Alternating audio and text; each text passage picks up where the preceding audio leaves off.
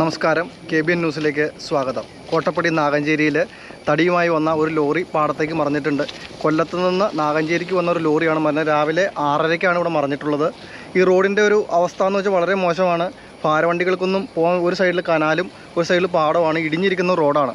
ആ റോഡിൻ്റെ ശോചനാവസ്ഥയാണ് ഈ വണ്ടി മറിയാനുള്ള കാരണം. ഒരു 2 വീലറിന് സൈഡ് കൊടുത്തപ്പോഴാണ് അത് മറിഞ്ഞതെന്നാണ് നമുക്കറിയാൻ കഴിഞ്ഞത്. അപ്പോൾ അതിൻ്റെ ഇവിടെയൊക്കെ ഭയങ്കര ഒരു കട്ടറുള്ള വഴിയാണ്. ഒരു ഭാരവണ്ടി വന്ന് കഴിയുമ്പോൾ ഒന്ന് ചെരിഞ്ഞാൽ തന്നെ അത് അങ്ങോട്ടും ഇങ്ങോട്ടും മറിയാനുള്ള സാധ്യതയുണ്ട്. ഭയങ്കര കട്ടർ നിറഞ്ഞ വളരെ മോശമായിട്ടുള്ളൊരു വഴിയാണ്. ഈ സൈഡ് കനാലാണ്.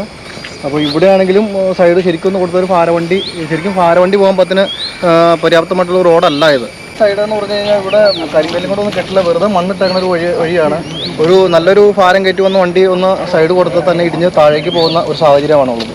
ഈ വണ്ടി ശരിക്കും കോതമംഗലത്ത് നിന്ന് വന്നിട്ട് ഇരുമലപ്പടിക്ക് വഴി പാനിപ്പറയ്ക്ക് പോകേണ്ട ഒരു വണ്ടിയാണ്. പക്ഷേ ഗൂഗിൾ മാപ്പ് ചതിച്ചാണ് ഈ വണ്ടി ശരിക്കും നാഗഞ്ചേരി വഴി കനാൽ മണ്ടയ്ക്ക് വരിക. ശരിക്കും ഇത് ഭാരവണ്ടി കയറാൻ പറ്റിയൊരു ഇതല്ല.